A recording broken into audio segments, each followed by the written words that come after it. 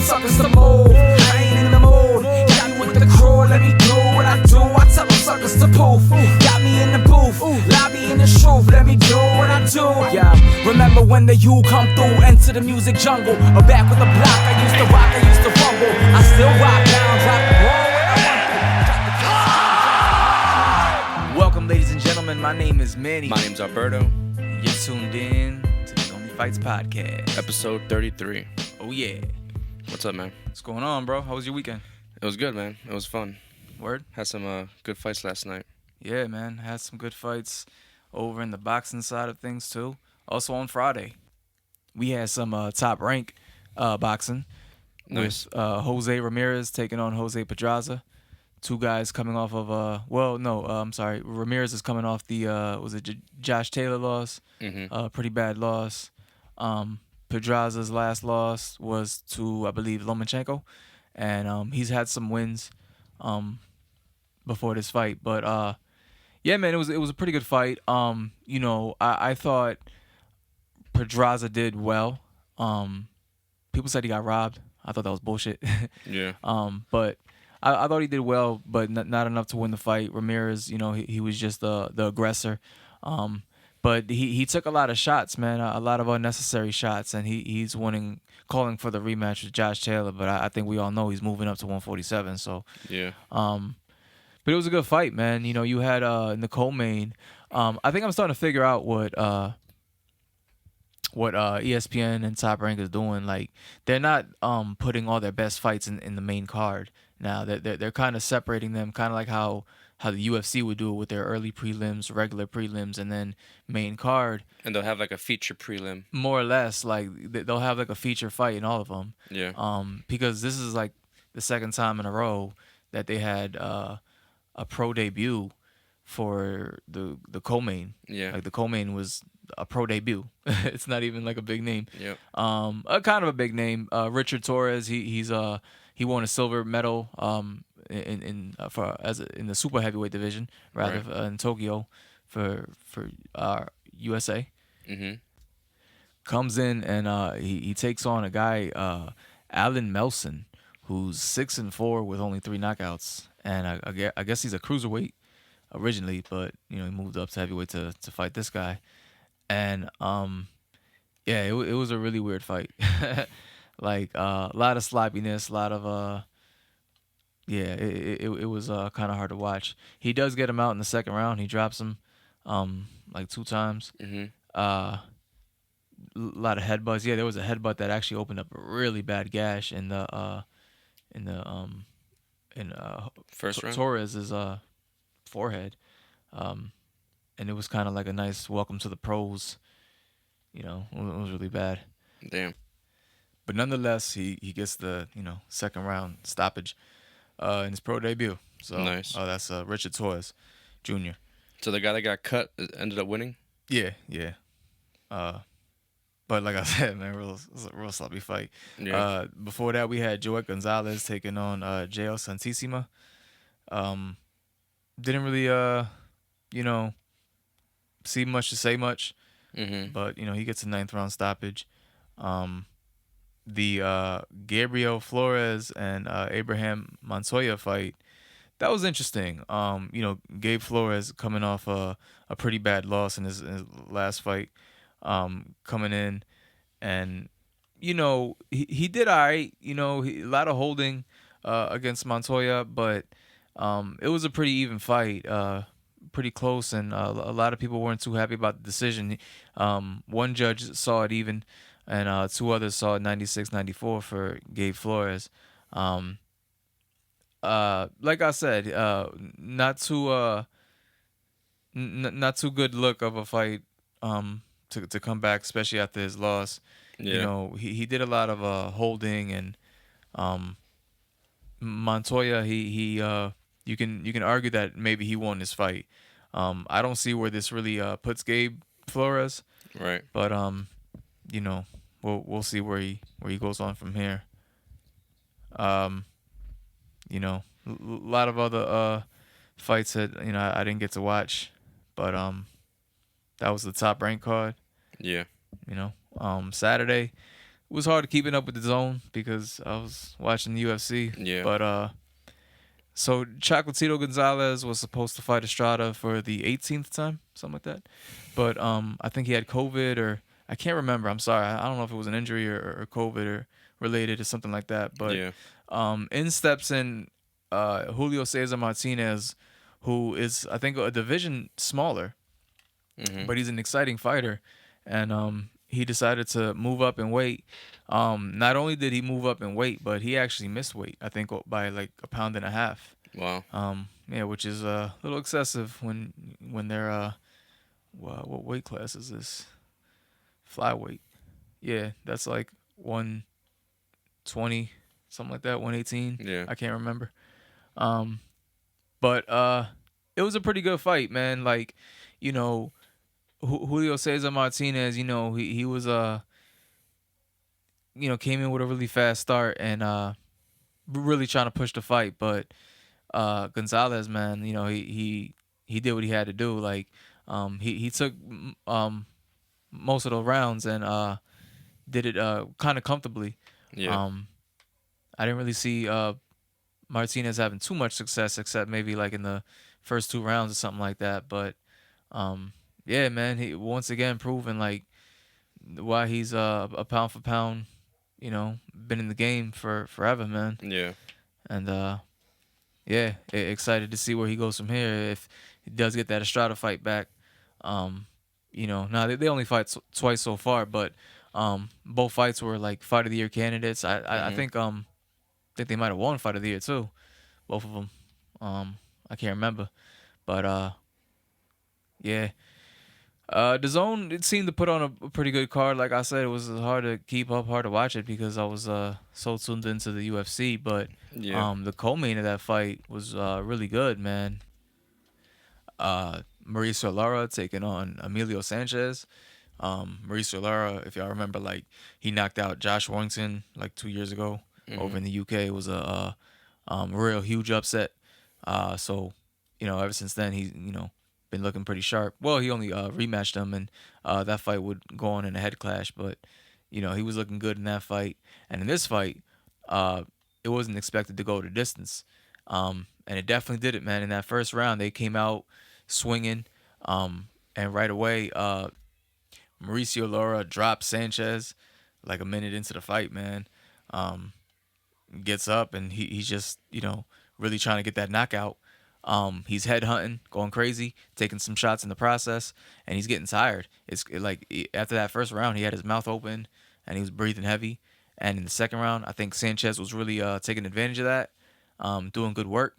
And even into the third round, but by the end of the third round, literally at the last second, 2 minutes and 59 seconds of the third round, Lara knocks out Emilio Sanchez in the craziest way, man. He just uppercuts through a hook, and as the referee was trying to stop it, is when he threw the hook. So the referee's kind of holding on to his arm, Yeah. so he throws the hook, and referee goes down too. Damn. So it looked like he kind of knocked them both out with one punch. It was crazy. Um, but Mauricio Lara is an exciting fighter, man. But he has to be very careful the way he be fighting, bro. Like I don't know Yeah. this is a featherweight fight, by the way. So more the smaller guys, but you know those smaller guys are fast as fuck. So like Mhm. you fight like that, man, leaving yourself exposed and open, man.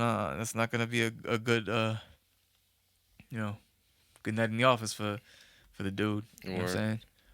But didn't really watch much of anything else from the zone because again I was watching UFC, but uh yeah.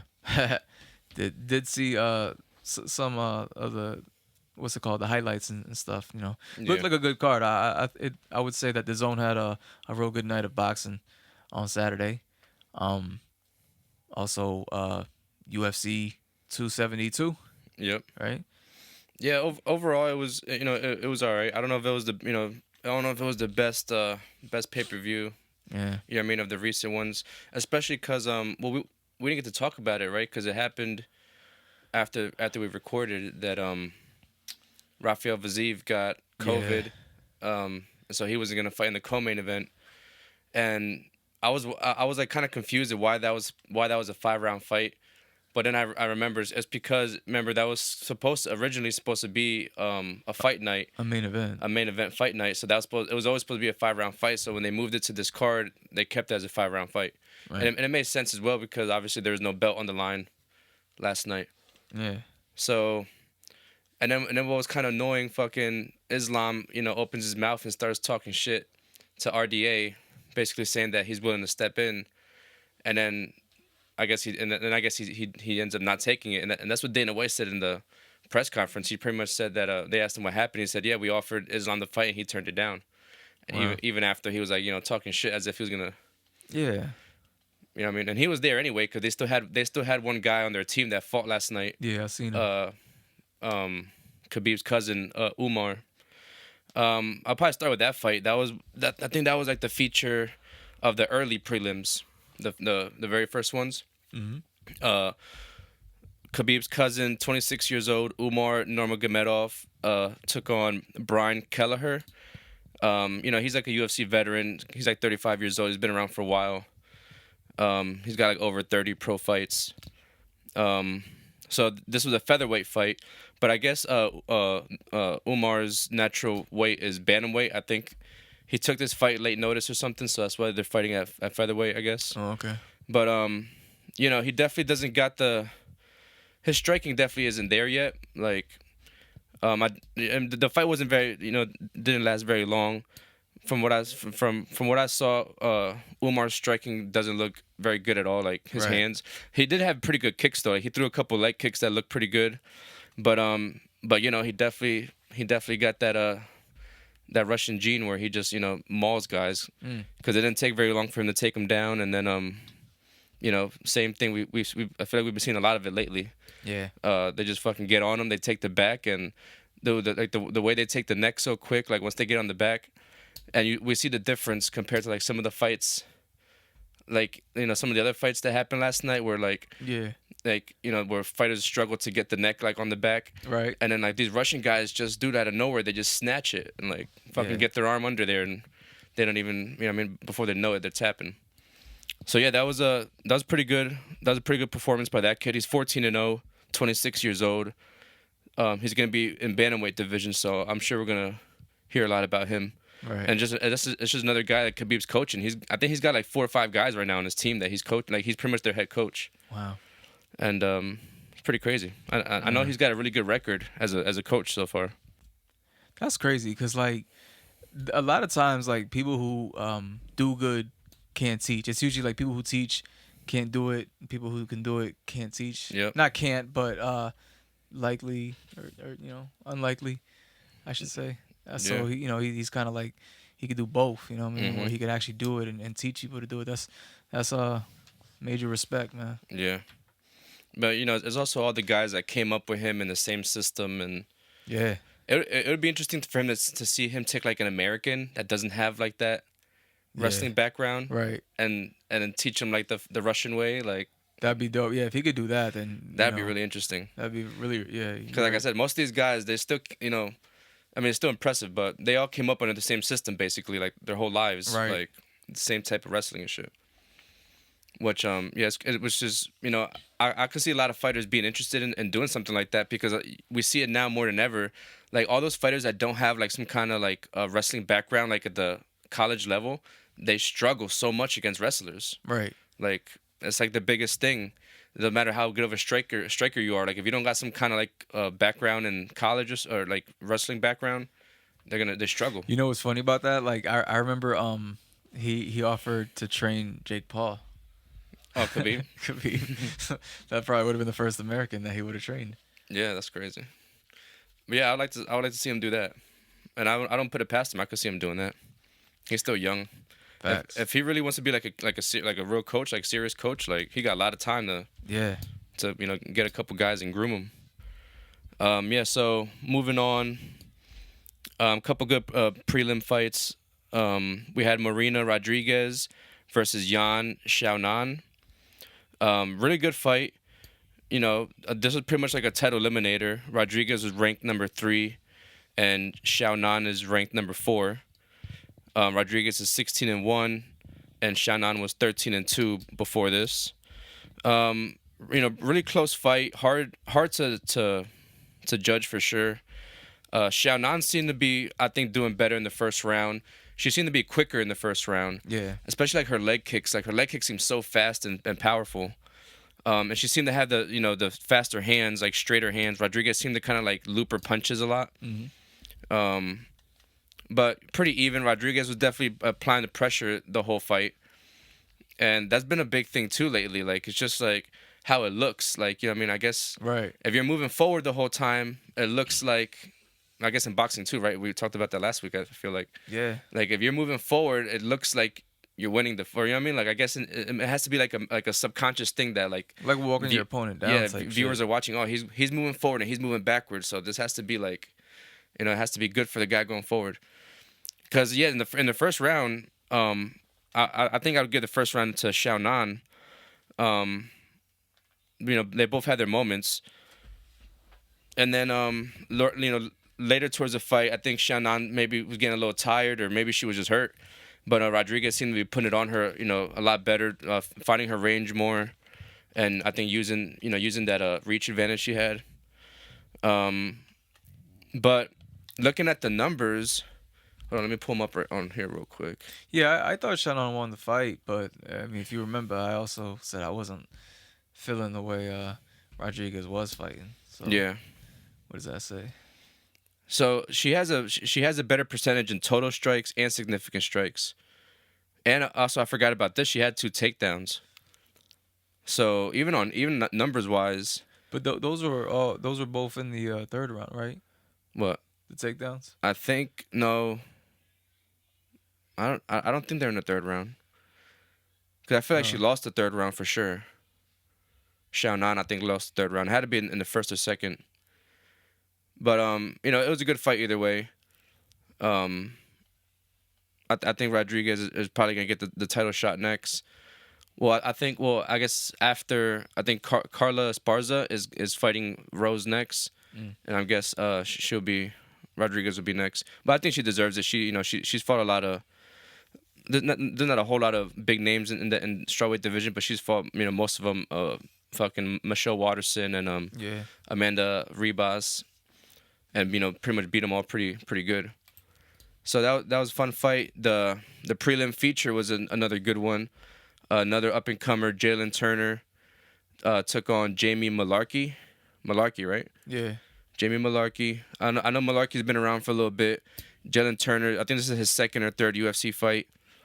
He's 6'3", and he fights at 155. That's insane. Yeah, it's pretty crazy. He's really tall, and Malarkey's he's pretty tall for the division as well, and Turner was even taller than him. This was a pretty fun fight. First round was pretty competitive. Both guys, I think both guys kind of wobbled each other in that first round.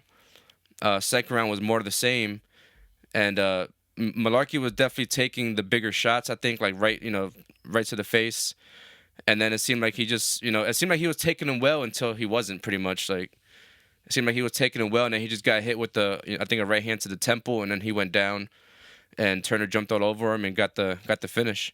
I think this might be his I think he got finishes in all his UFC fights so far. So I think it's like 2 or 3 in a row. Nice.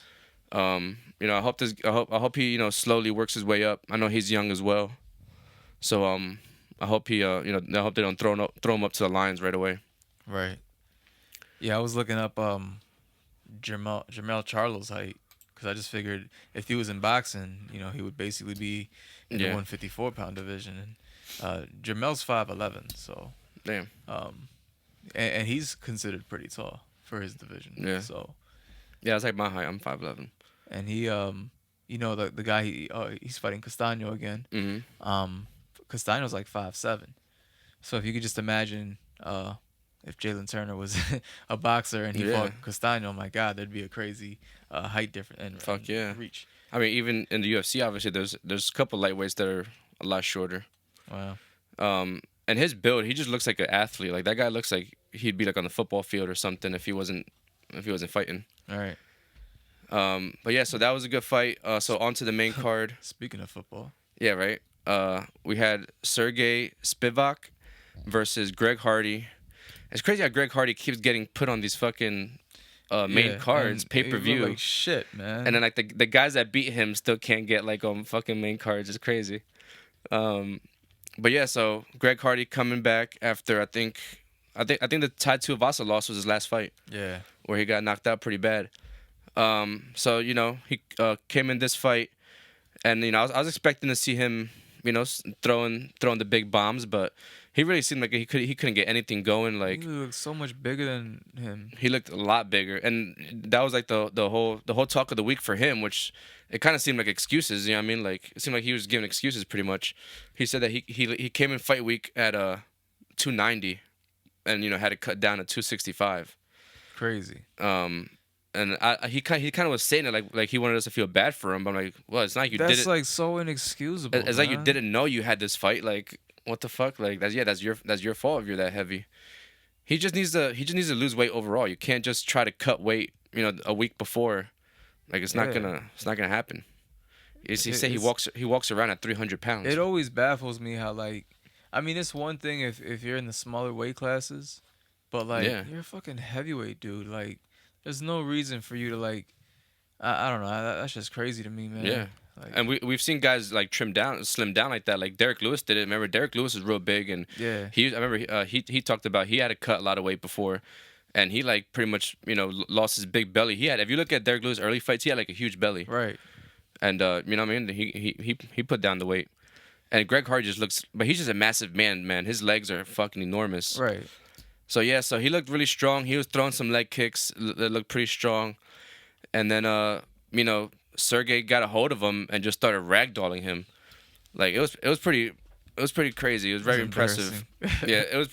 It's embarrassing when it's in that position where he has his arms locked around his waist, and he just keeps dragging him to the ground. And Hardy got up. You know, he popped up a couple times, but he would just drag him down even. How many takedowns? Let's see. Takedowns 3. 3 or 4. Okay. Yeah. I mean, it was in the first round, so. Yep. And then that's it, right? He took him down. I think he got in the full mount position, and it was just ground and pound. Ground and pound, and that was it. And that was it. It was stop. Yes, Spivak made it look easy. I mean, Spivak's a big guy himself, but you know, Hardy just looks so much bigger than him. So it looked pretty crazy when he got a hold of him. It was just dragging him around like that. And like I was saying, that like Greg Hardy's been in the UFC long enough where you have to have decent takedown. I'm surprised defense. He's still in the UFC, dog. Yeah. Like they're probably gonna cut him. Like after this, yeah. He on some Bob Sapp shit, yo. Like he big as shit, looks scary as fuck, but my God, bro, he gets hit once or just like, yeah, man, that's embarrassing, man. Yep. Yeah, it was weird, and then it was kind of a weird moment at the end where he it looked like he almost like pretended that he went out, and. Oh yeah, he like freaked out when the commissioner or whoever it was tried to referee. He pretended like he came back, like you know what I mean, like he just like came to and like was like, oh shit, where am I at? Like in an awkward way. I don't know. But yeah, no excuse. I mean, I think they even asked Dana White at the press conference if this was his last fight on his contract, and Dana just seemed he just was like, I don't know, like he didn't even want to talk about it. Yeah. So yeah, I don't know. I don't think we see too much of Greg Hardy again. Hopefully. Yeah, right. So the next fight was probably fight of the night, right? Should have been the fight of the night. We'll get into that. Maybe because it wasn't later, but yeah, maybe because it wasn't. It didn't last very long, but you know, Kevin Holland made his welterweight debut against Alex Cowboy Oliveira, the Brazilian cowboy. You know, this guy's UFC veteran. He's been around for a long time. He's always exciting to watch. He's always on main cards pretty much. He always finds himself getting on there. Because he's exciting to watch. You know, he's not afraid to put himself in danger to fucking, you know what I mean, land some big shots. And, you know, Kevin Holland had his run last year, or the last couple years, in the middleweight division, and then started fighting some of the bigger guys and started getting ragdolled around. So he came down to welterweight, which I think he should have done from the beginning, because I don't think there's anybody in the welterweight division that's going to ragdoll him like he got in the middleweight. Yeah. Except maybe like fucking Khamzat. You know what I mean? Yeah, true. But I'm sure he's gonna stay away from him until he has to fight him. So Kevin Holland ends up getting the second round TKO. You know, both guys landed, and I think both guys wobbled each other in that second round again. Oh yeah, the first round had the funny ending where Oliveira took Holland's back, and Holland kind of jumped on his back to try to slam Oliveira, and then like there's like 5 seconds left, and it looks like he has a choke in, but I guess Holland was safe, and he just like looked into the camera and put 2 thumbs up. Yeah. It was pretty funny. I saw it all over the fucking Instagram this morning. Yeah, it's funny because it looked like a selfie kind of. Like, Yeah. just taking a picture. Yeah, he's very animated. Yeah, so that was a pretty exciting fight. So Holland I think eventually lands a big right hand, drops Oliveira, and jumps all over him, some ground and pound, and fight gets stopped. But it was a good fight. Good fight. I'm excited to see more of Kevin Holland at welterweight. The next fight I was very excited for, featherweight fight. Edson Barbosa took on Bryce Mitchell.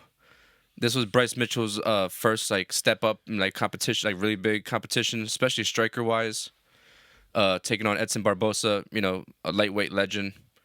Yeah, he really passed the test. Fuck yeah. He's a wrestler. Kid from Arkansas, wrestler style jiu-jitsu guy. And yeah, man, he looked Russian. He looked Russian last night. He fucking was mauling Barbosa over and over again. And he even drops him right in the first round. Mm-hmm.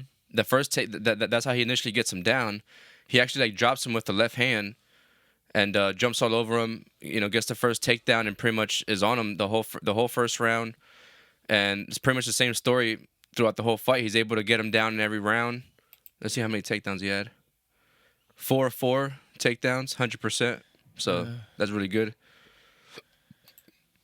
Yeah, really impressive, man. Barbosa had nothing for him. Obviously Barbosa is always dangerous on the feet. So whenever they were up there, Mitchell knew he had to get him down, and he timed every takedown perfectly, and did what he had to do. It was pretty cool at the end. You see, I think he said he was only getting paid 45,000. It's 45 and 45, so 45 to show, and then 45 again if you win. And he pretty much said that he was gonna donate, his the second half that he won to like a children's hospital, wherever he's from or something. And then I guess after the fight, the press conference, Dana White told him, when he left the octagon, Dana White told him, "Don't do that. Keep your money, and we'll pay the 45 to the charity." So I thought that was pretty cool, that he did that. I think the fighter pay thing is slowly gonna change. You know what I mean? Oh, it has to now with everything going on. But that's a whole nother. I think after all the bad media that they got like recently. Yeah. I think whoever are the higher ups that really own all that shit, the UFC shit, like whoever is Dana White's bosses, I think they're gonna make some changes. But yeah, so Bryce Mitchell, really impressive win, man. I'm excited to see him. Obviously he said he wants a title shot, but anybody like once you get into that top 10, that's obviously what everybody's gonna say. Right. I don't know who I want to see him fight next. Think who else is up there? Max Holloway. I don't think Max keeps fighting though at featherweight. I think he goes up. And then who's the champ? Volkanovski. Volkanovski's a champ. Yair Rodriguez. There's a lot of guys up there. Yeah, he could fight. But yeah, pretty good. So, and then the co-main, I don't even think we said who stepped in, but so Islam ended up not stepping in, and then they got Renato Moicano, who fought, I think like 2 or 3 weeks ago. He had actually fought in Vegas and then went back to Brazil and then had to come back. Mm-hmm. I thought he was maybe stayed in Vegas or something, but no, he had to fly out like a couple days before. And I think they agreed to 160 instead of 155, so they fought at a catchweight again. Like last week, there's another catchweight fight. Renato Moicano is good, man. He's tough, but RDA's been around for so long. He's a legend. The whole talk last night was like his the list of fighters that he fought. Yeah. Because he fought at 170 for a long time too. So he fought like Usman, he fought Woodley, he fought Robbie Lawler, and then at lightweight he fought all those guys. He fought a lot of guys too. He fought Khabib. He fought a lot of guys, pretty much everybody. So yeah, he got really impressive record of names, even though he didn't win all of them, obviously. But he was lightweight champ for a little while. So this was a pretty good fight. You know, Moicano showed a lot of heart. Pretty much was getting beat up the whole fight. He definitely had a little spark in the first round, right? I think the first round he came out really strong. Yeah. He looked like he was gonna be able to do something. I think he took Dos Anjos down in the first round. But then after that, after like his initial like blitz, it seemed like he just kind of got a little tired, and Dos Anjos just applied his game plan of ground and pound basically, and made him pay. Man, I think by the end of the third round, they were looking at his eye, and a couple cuts he had because his eye was so swollen and pretty much closed. And that fight should have been stopped after. Yeah. I mean, after the. I think it was after the third. After the fourth, or at least, you know what I mean? Cause, yeah, it was really bad. Oh yeah, you're right. It was after the fourth, when he had the doctor come and look at it. Yeah, the doctor even said to the ref, I think he said you can stop it. He said it's okay to stop it, or like you said, yeah, it has a means to stop it. But yeah, he did. So he didn't stop it because the guy, the corner didn't want to stop it, and Moicano said that he could see and everything. So it kept going, and it was exciting. And why wouldn't the corner want to? I don't know, man. My bad. Go ahead. No, yeah, I agree. They were talking about that last night, and I totally agree. How I want to see more corner stoppages in MMA and UFC. Like, there's a lot of times where like you gotta live to fight another day, and yeah, all that excessive damage that he took. He's actually lucky. I mean, I think you were gonna allude to this, but he's actually lucky that Dos Anjos kind of went a little easy on him. That's what I was gonna say next, and I'm kind of glad he did, but it did take away a little bit of the excitement of like the overall card, right? It kind of like killed the vibe a little bit. Yeah, like it was like kind of because at the end of the day it's brutal. We want to see guys get beat up. So even though Moicano was taking a beating, it was entertaining. It was fun to watch, and I wanted to see the finish. But then that last round, Dos Anjos turned it into a sparring match basically. Yeah. And was just touching him and was just touching Moicano and was letting Moicano almost land big shots on him. You know what I mean? It was pretty much like he was giving him the round. Moicano, came back. I think the ref told him right after the fourth, going into the fifth, he tells him, "You have 30 seconds to show me something, or I'm gonna stop it." And then because of the way Dos Anjos came out, the fight pretty much went on, and he was able to finish the round, and he landed some big shots, but like I said, Dos Anjos pretty much had just turned it to a sparring match, with just touching him and just kind of moving around. So that kind of killed the vibe. That kind of killed the vibe of the card. Yeah, that kind of sucked. But props to Moicano for stepping in. It was he saved that fight. It would have been worse, I guess, if we didn't have that fight. But that's kind of what killed the card overall. So I says, like, especially now with the the pay-per-view price going up, like they gotta. And then this kind of manufactured beef. Yeah, I mean it was there, but yeah, soy beef. It was interesting. So the main event, obviously, Colby Covington, Jorge Masvidal. It's just because of, I think, Colby's character that he plays, right? Right. It's like real beef, but like he's not being himself. He's being this character where he just fucking says random shit. I feel like, I mean, I feel like he just reads what people write on the internet. Yeah. You know what I mean? Like all his insults are just coming from the comment section of a bunch of different shit. Yeah. or like Xbox Live type shit. Yeah. You know what I mean? That's what it seems like. He definitely got somebody writing shit for him. Because sometimes he says Normal some pretty. people. Sometimes when he says like nicknames for people, he says some funny shit. Like at the press conference, he had a nickname for so many different people that were there. It was so funny. Like I forget what the fuck he was calling people. Like Joanna Jędrzejczyk, she was there. She's also American Top Team. So like, he was also like teammates with her, and I guess like she had said some stuff about him, and so he was there. He called her Joanna No Paycheck or something because she's saying that she doesn't get paid or whatever. Wow. Who the fuck else? Somebody else. It might have been Dana White actually, but I was like, some of the nicknames he said were pretty funny. Yeah. They actually were pretty funny. Like he might be paying a comedian to write these or something. But yeah, so they had the big rivalry. I didn't realize Masvidal's 37 now, so that's kind of that's getting up there for him, and he's had a long career. He's got over 40 over Yeah, 40, man. 50, really 50 pro fights.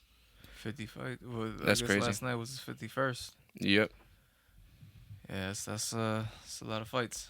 Yeah, so this is what I mean by like that. Like if you don't have that collegiate wrestling background, you're gonna struggle, man. And Jorge is known for like not having the best gas tank on the feet, and like the cardio, like striking and then cardio wrestling is like totally different. Right. And I think that's what we saw. I think Jorge got decent cardio on the feet, but when it comes to the wrestling, he got like none. Yeah. Because even after that first round, I mean, it kind of sucks because there was an eye poke in the first round, which led to the first takedown. And, Yeah. Jorge complained about the eye poke, basically. And then after the first round, Herb Dean did acknowledge it, and he told Colby that, they reviewed it, and it was an eye poke, and just to, be careful. Yeah. But, the press conference, Jorge was saying that that was the shot that hurt him the most. He said the eye poke was the shot by Colby Yeah. that hurt him the most. He said that's the only thing that hurt. Yeah, and not to like, extend on excuses, but like you said, like that led to a takedown, which led to Colby Covington pretty much dominating that first round. Whereas if Herb Dean would have acknowledged it right away, he basically would have broke him up, and that would have reset the playing field, or Yep. battlegrounds, I should say. Yep, and he could recover a little bit. Right. But yeah, and Jorge, what I love about one things that you gotta love about him, he's so real, and like even in his losses, he's honest and he talks about it.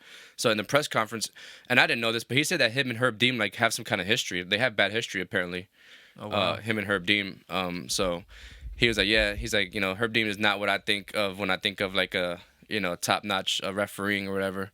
And he said, people. He's like, if basically that they've had their issues, I guess, in the past, which I didn't even know about.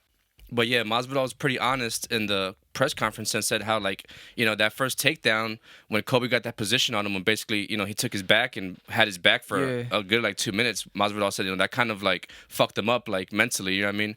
And he said after that he was just thinking about the takedown the whole fight, and he said that was even why in the third when he drops him and he has him hurt, he lands a big hook and right on the jaw and beautiful. Kobe drops to a knee, pops back up. I think Masvidal lands another punch, and you can tell Kobe's clearly hurt, but Masvidal doesn't attack. And he said it's he was in his head too much. He said he said that he was expecting him to just shoot for his legs as soon as he was hurt. He said he was expecting him to shoot for a takedown, and that's why he didn't want to attack. So he pretty much admitted, that he kind of got in his head with the wrestling thing, and that first round, getting in that position where he had his back like that, kind of broke him. You know what I mean? Yeah. So, yeah, that sucks. So yeah, Kobe was on his back for a while, but Masvidal did a really good job of defending the choke. Kobe was nowhere near getting the arm anywhere under the chin. Yeah. Even though he had him there for a good like 2 minutes at least. And so that's how he ends the first round on top. And then after that, you could just tell Masvidal is gassed, man, and he doesn't seem to have that. He doesn't seem to have that explosion anymore, and that's kind of his strength, right? Like Masvidal, everything his big moves are always like off like blitz moves. You know what I mean? Like Yeah. whether it's like a flying knee or like he has like that blitz like punch that he does where he usually knocks people out with. He started the fight similar to the flying knee, right? I think he tried it. Kobe just didn't go for it, but he definitely. I think he threw it. And this is the first fight that he had the new tattoo, the silhouette of the flying knee on his shoulder. That's funny, man. But that should change his life, so I can't blame him for getting it. Yeah. But yeah, so it's pretty much the same story, the whole fight. Kobe did a really good job with the wrestling. Masvidal had nothing for it. He was too tired. The few times he was on the feet. I think it was in the fourth where, like I said, he dropped him, and then was thinking about the wrestling too much to attack. So, yeah, Kobe gets the unanimous decision. Hands Masvidal his third straight loss. So that sucks for him. That's Yeah, especially at that age, and yeah, he's gonna become now what everybody's always called him, like the journeyman. Yeah. Now he's like officially gonna be that. And then Colby, pretty much just that McGregor fight might still be on the table, though, right? I hope so. That'd be good. That'd be a good fight. Yeah. That might not be a good fight for Masvidal, but I think that'd be a good fight. I mean, even just for him to like get a paycheck, because Yeah. I'm sure they could that they could sell the hell out of that fight Yeah. and then just make mad bread. But he was pretty smart though, because Masvidal supposedly just signed, and this is what I was saying about the pay thing changing, because a lot of fighters are like recently have signed like bigger contracts now, like Yeah. Izzy. Right before his last fight, he signed a new contract. Like Izzy became officially like the second highest paid UFC fighter behind Conor. And now Nice. and then Masvidal too, the same thing. Like earlier this week, and I guess it was smart for him. I mean, I don't think he expected to lose, but he signed his deal before the fight last night. Like Right. same thing earlier this week. He signed a big deal. He pretty much said that his kids are gonna be good now forever, pretty much. So A lot of he football players do that shit. he signed a big deal before this fight. So Sign. either way, he's gonna get paid now. You know what I mean? Because the contract is for how a certain amount per fight. But if you give Jorge the right matchups, he could still put on exciting fights. Right, and I think Connor's one of them. Yeah, for sure, for sure. So this was the fight of the night. Yep, that's what Dana White gave. That's it. some bullshit, man. Dana White gave it fight of the night. I thought that was arguably one of the worst fights of the night. Yeah, probably it wasn't that exciting at all, man. That's why it sucks that the co-main got fucked up, because I think that was gonna be fight of the night. That was supposed to be a 5-round fight, but yeah. This one, Kobe didn't do much on top. He landed a couple elbows, but Masvidal seems so tough and has such a good chin. Like, I don't even think he was cut. And he took a lot of elbows like right to the face. And Right. I don't even think he got cut. That's crazy. So yeah, Kobe pretty much remains the number 2 welterweight in the world. I don't think he ever beats Usman. I don't know how long Usman even continues to fight. I think Usman got a couple fights left in him. You know what I mean? Yeah. The next big welterweight fight coming up, I think I'm not sure if it's gonna be 273, but I think it is. Khamzat Chimaev is gonna take on Gilbert Burns. Nice. That'd be a really good fight. That'd be interesting if Khamzat has a really good performance and like fucking does something crazy again and dominates Gilbert Burns. I think he could deserve a title shot. Like, I kind of want to see it. Yeah. Well, why not, right? The way they talk about else? the way they talk about Khamzat, like his strength seems crazy. Like him and he was there last night with Darren Till, because they're like new best friends. Like Darren Till, I guess, went to Sweden with him to train. He's been training over there with him because Darren Till has been struggling with the wrestling. Yeah. So he went over there, and everybody seems to say the same thing when they're wrestling with him. They're talking to him about it. And he was like, "Dude, this guy's like unbelievably strong." He's like, he gets a hold of you, and you can't do anything about it. So because he was talking about Khamzat fighting Izzy, and he was like, yeah, he's like, Izzy is has great striking. He's like, but I think if Khamzat gets a hold of him, he's gonna do what he wants. He's gonna do what he wants with him. So, and Usman got the wrestling background, so I think that'd be a good fight. Yeah. Even the Gilbert Burns one's gonna be good, because Gilbert is like high level jiu-jitsu guy. So that's gonna be interesting. I'm excited for that one. But yeah, man. So yeah, overall, the card wasn't the best, to be honest. Yeah, it's all right. But what we got coming up in boxing? In boxing? Ooh, taking me by surprise here, man. I think the next week, no disrespect to Lee Woods and Michael Collin, but I'm not really interested in that fight. But that's going on next week. I believe on Dazn. But the week after that, I'm a little more curious to see this Edgar Berlanga fight taking on Steve Rolls, 10-round 10-round fight in the super middleweight division. Yeah. Co-main, we have Xander Zayas taking on Quincy Levias, and Keyshawn Davis making his return, taking on Esteban Sanchez. So yeah, nice little top rank card. Virgil Ortiz comes back on that same day, taking on Michael McKinson. Let's see. Josh Warrington. We were talking about Mauricio Lara and shit. Josh Warrington taking on Kiko Martinez, March 26th. Mm-hmm. Kiko Martinez stopping Kid Galahad for the IBF featherweight title. So that belt is on the line. Nice. Some good stuff. But in terms of the big stuff, in terms of the money fights, as they say, Tyson Fury taking on Dillian White. That is official. That's going on April 23rd. April's going to be a lit month, man. You got Shakur Stevenson taking on Oscar Valdez the week after that. Katie Taylor taking on Amanda Serrano. I Mm-hmm. believe Triple G. I don't have the exact date, excuse me, but I believe Triple G comes back in April. Yes, the ninth. The ninth taking on Ryoto Murata. Triple G is the second opponent to Canelo's little quest here. Yeah. Um, on that same night, you have Ryan Garcia taking on Emmanuel Tago.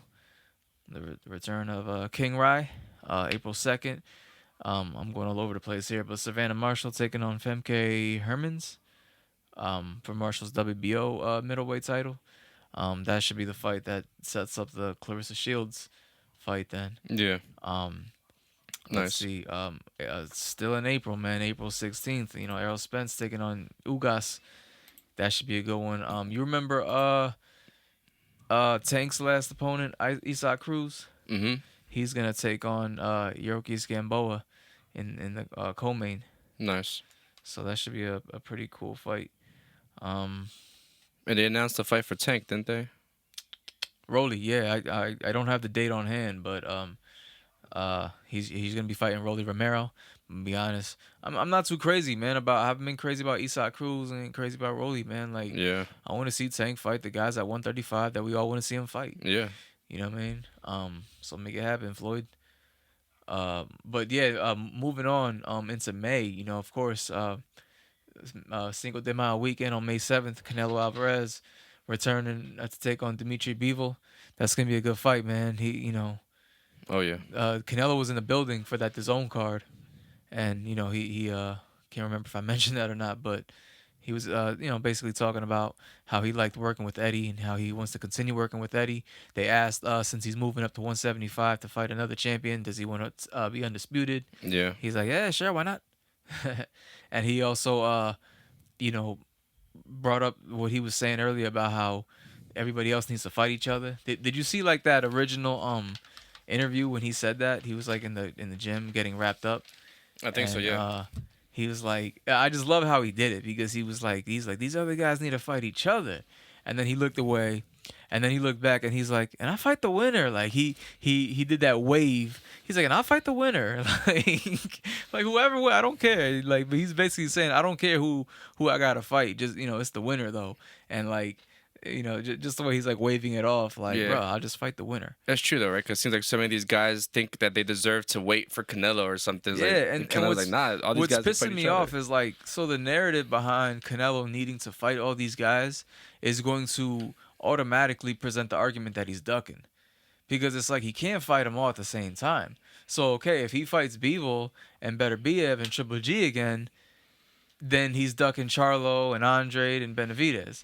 That's But if he crazy, fights right? those guys, then he's ducking the other guys, and it's just like what he's saying. Yo, these guys need to fight each other, and I'll fight the winner.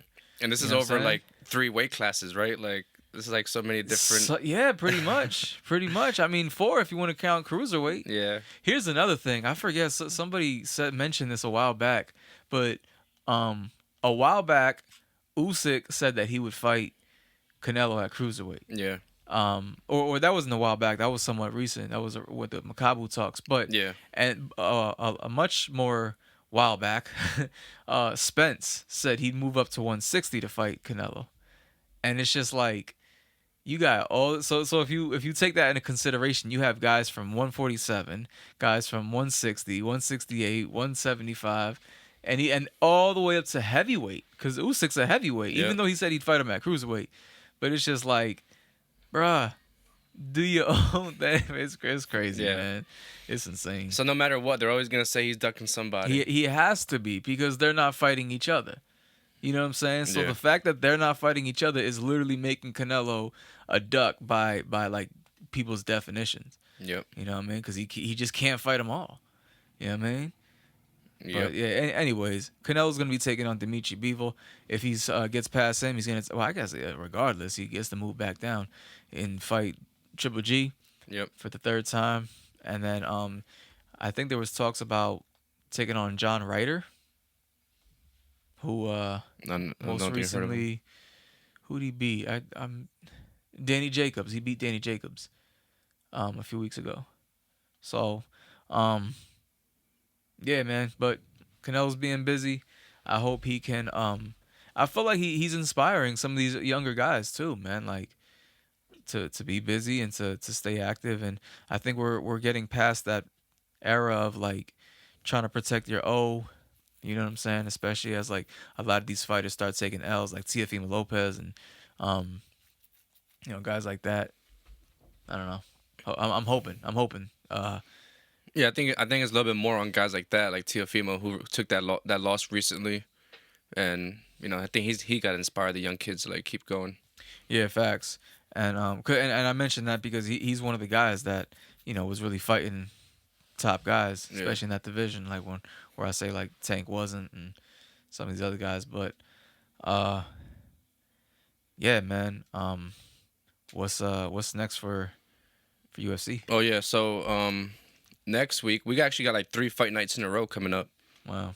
So next week we got Thiago Santos taking on Magomed Anklev, another Russian guy coming up in the lightweight division. This should be a pretty good fight. This could be a possible title shot for the winner. Song Yudong and Marlon Moraes. Should be a decent card next week. Oh shit, Nice. This guy's fighting again, Terrence McKinney. He just won, wasn't it last week or like 2 weeks ago? Yeah, that's crazy. I can't remember. Yeah, look. Oh yeah. On the 26th. Huh. Well, yeah, he had that quick submission, I think. So, that's dope. So yeah, he's gonna be fighting. So that's next week, and then the following week, another fight night, heavyweight. Alexander Volkov taking on Tom Aspinall. This should be a pretty good fight. Yeah. Heavyweight contenders. Aspinall has been knocking out a lot of guys, so this should be a good fight. What else we got? Dan Hooker making his featherweight debut. Well, not his featherweight debut. I think he started at featherweight, and then he went up to lightweight. Hey, speaking of lightweight. Paddy the Baddy. Oh, so this must be the. Hey. This has to be the England card, the one that's or the London card. Right. Yeah. Gunnar Nelson. And I think isn't the other guy on here? No. I thought the one Irish kid was on here. I guess not. But yeah, this should be a good card. This is the London card. So that makes sense. There's all these English fighters. So That's yeah, Dan cool. Hooker taking on Arnold Allen. Dan Hooker going down to featherweight. It should be good. And then the next week, another heavyweight fight: Curtis Blades and Chris Dawkins. Word. Yeah, it looks like some. So that's the same day then as that other card? What? Is this one? No. Oh no, my bad. No, I'm next week. tripping. So those are the 3 in a row. The 3 fight nights in a row. Gotcha. And then I think there's a week off, and then the next pay-per-view is Alexander Volkanovski versus the Korean Zombie. And then Aljamain Sterling and Peter Yan. I can't wait for this fight to just be over with. Like, Right. I just want that bantamweight division to. There's so many good fighters in that division, and I feel like they're stuck like waiting on this fight to happen. I want to see fucking TJ fight again. I think TJ is gonna probably fight Yan next. That's gonna be a really good fight. Yeah. Mackenzie Dern fighting Tisha Torres. That should be good. Tisha Torres has been around for a long time. Mackenzie Dern, up and comer. Calvin Gastelum. Yeah, man, a lot of fights. And then Word, I think that's all I got. Oh, they announced Charles Oliveira and Justin Gaethje officially is gonna be UFC 274 in May 7th. And Dana White also said that I don't know if it was kind of like if it's kind of punishing Islam Makhachev by not giving him the title shot now because of of what he did, how he like kind of like teased like he wanted to jump in to fight RDA, and then Dana White said he turned down the fight. So at the press conference, Dana White was pretty much saying, yeah, he's not getting the title shot next. He was like, That's fucking stupid. we're gonna remake the fight with Benil Darnush. That was supposed to happen. So they're gonna remake that fight, and then I guess if he wins that, he'll get the title shot. Yeah. I hope he gets past Darnush relatively easy, so it could just be like. Yeah, if he gets by him easy, It was just a waste of time. Type shit. That'd be impressive. Yeah. But yeah, I really want to see that fight. And then the other thing that last night I kind of caught everybody, I think, by surprise. Khabib got, they announced that he got inducted, or he's going to be inducted into the UFC Hall of Fame. So like in between the fights, right? It was like in between the second fight or something of the night during the pay-per-view, they play like the montage video of like, Khabib talking, and I was like, oh, this is a cool little thing. Like I didn't even know what was going on till the end, and it said like Hall of Fame inductee. And Right. I was like, oh shit! And I guess that was their way of announcing it. And like even Khabib didn't know about it. They put the camera on him like to get his reaction, and it seemed like everybody was like, congratulating him. And I don't think he knew exactly what was going on. Yeah. Yeah. Same. Like it was like so random. It I'm was like, very what the it was fuck? very random, yeah. But yeah, congrats to him. He definitely deserves it. He's one of the best lightweights. I wish he would have stuck around a little longer, but he definitely proved he was the best of that Yeah. era. He at the end of the day he fought Conor when Conor was Conor. You know what I mean, and shut him up pretty much. Did you see? I mean, switching gears here, but did you Yeah, see the press conference with Tyson Fury and Dillian White? the one that didn't show up too. He didn't even show up. So What? like, did you see the stare at the face off? Oh shit! No, I didn't see that. Like literally, like Tyson Fury just standing in front of the picture of Dillian White, and he's just standing there. And so this is Top Rank didn't want to promote this fight, so it had to go to purse bid, and Frank Warren was the Mm-hmm. one who. So this is the highest bidded fight in the history of boxing. Damn. Yeah, Frank really emptied his pockets for this one, but he's standing there, and Tyson Fury is just like, well, Frank, aren't you gonna get in between the fighters? It's like he runs out, and he's like basically pretending like he's holding the Yeah. fighters back, kind of like how Dana was doing against with these two guys. And dude, I was fucking crying. Like Tyson Fury is hilarious. Yeah. Unfortunately, he said he's gonna retire after this fight. If you know Tyson Fury, like you can't trust a word that man says. So Mm-hmm. I have no idea. If he does, man, that dude can do comedy, bro. Like that dude the whole time he was just cracking jokes, making fun of Dillian White. A lot of people are thinking now that he kind of like how Wilder when he had the headphones on and he didn't say anything. Like Dillian White didn't want to get intimidated or anything. That's why he didn't show up. But And like you said, like Fury's funny and like he's kind of quick and witty. So like I'm sure they just don't want to like say something and then get roasted like right there. Like, yeah, but yeah, that's all I saw really from it. I just saw a bunch of like it's clips and crazy because he's getting like the biggest payday of his career and like Fury, right? not even no Dillian White and Oh. Not even promoting it. not even doing his job basically. Like Yeah. that's so unprofessional, you know. Yeah, did he face any kind of punishment or repercussions for not showing up? I don't know, man. Cause that's all. Isn't that all in the contract too? Like, It is, but you know how it is. Like sometimes you can get out of that shit. yeah, yeah, that's crazy. Yeah, all I saw was a bunch of quotes, like a bunch of one-liners and shit. Fury just like fucking ripping him apart. Oh man, dude's funny as shit, man. Fucking Usyk, man. You know Usyk is like he's basically. So for those that don't know, Usyk joined enlisted in the military. He's a Ukraine fighter. So with everything going on with the Ukraine, Yeah, he decided to also Lomachenko, as well as the Klitschko brothers. yeah, Klitschko brothers obviously long retired.